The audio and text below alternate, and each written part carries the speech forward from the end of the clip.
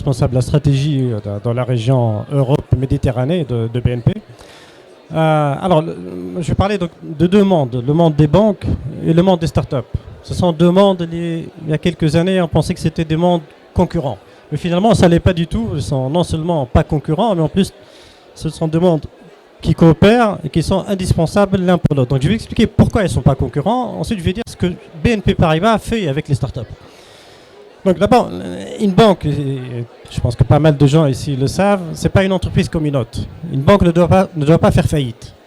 Et donc, il y a une réglementation très stricte vis-à-vis des banques, très contraignante et donc très compliquée, que les startups n'aiment pas.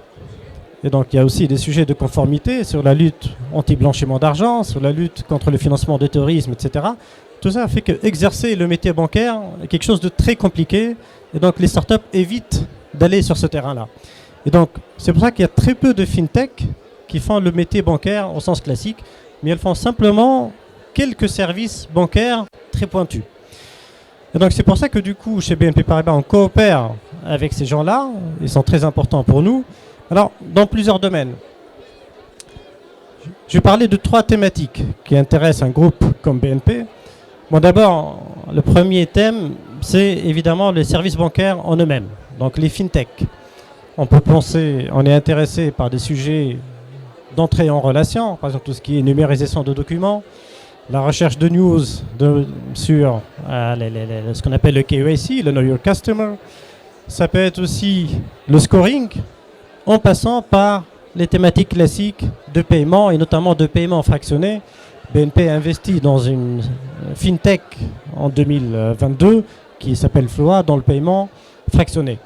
Donc ça, c'est les thématiques classiques fintech. Ensuite, on a une deuxième thématique qui nous intéresse, mais je vais y passer très vite. C'est tout ce qui maîtrise des frais généraux. Je pense notamment à la maîtrise, à la gestion des notes de frais. Mais la thématique la plus importante, je souhaiterais insister là-dessus, ça va peut-être surprendre pas mal de gens, c'est la thématique de la finance durable, de la transition climatique.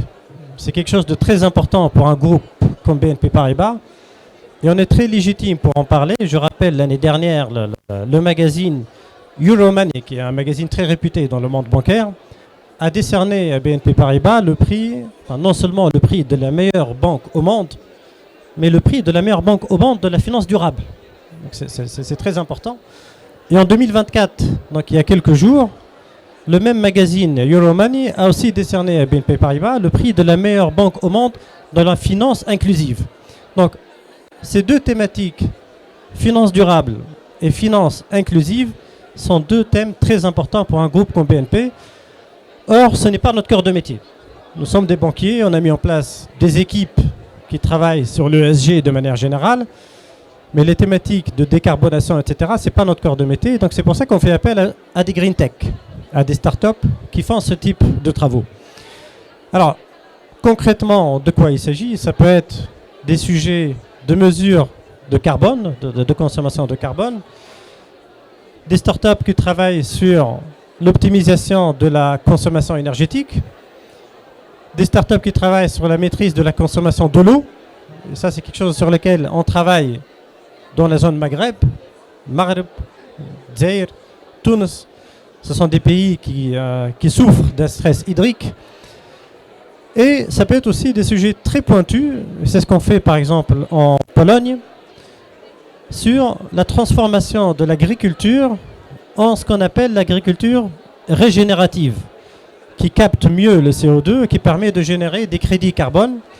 Et donc, on aide nos clients agriculteurs à transformer leur agriculture en agriculture régénérative. Et par ailleurs, les crédits carbone qui sont générés par cette transformation, on permet à nos autres clients, qui sont les grandes compagnies agro-industrielles, d'acheter ces crédits carbone. Et avec cet achat, ça finance les agriculteurs dans leur transformation. Donc ça crée un écosystème vertueux dans lequel la banque BNP joue un rôle central. Donc c'est quelque chose qui n'est pas connu, mais c'est très important pour une banque comme BNP.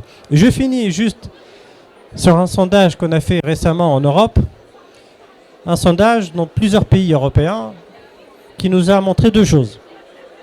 D'abord, le citoyen a fait beaucoup d'efforts ces dernières années sur la transition énergétique et climatique de manière générale. Mais deuxièmement, aujourd'hui, le citoyen est en mode wait and see. Et on comprend que les efforts qu'il a fait jusque-là, on atteint un niveau de sorte que marginalement, l'effort supplémentaire devient très important. Donc une fois qu'on a dit ça, qu'est-ce qu'on fait? Et c'est là où le rôle de start-up est très important.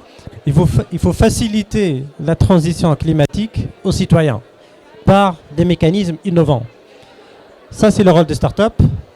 Mais ce mécanisme innovant, il faut l'acheminer aux dizaines de millions de clients qu'ont des banques comme BNP.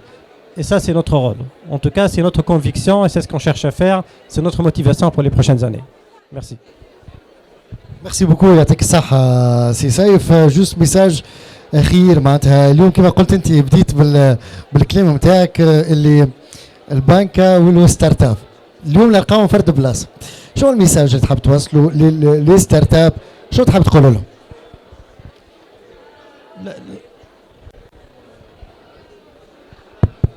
Le monde bancaire, une banque, c'est une grande institution très compliquée à gérer. Et donc, quand on a besoin d'aller très vite dans des produits innovants, on a besoin des startups. C'est là le rôle clé pour les startups. Et donc, nous, on cherche à coopérer avec les startups. Donc, n'hésitez pas à frapper la porte des banques. Ça peut faire peur, une banque ou une grande banque internationale. C'est très lourd parce que c'est très bureaucratique. Mais on a besoin des startups et les startups ont besoin de nous.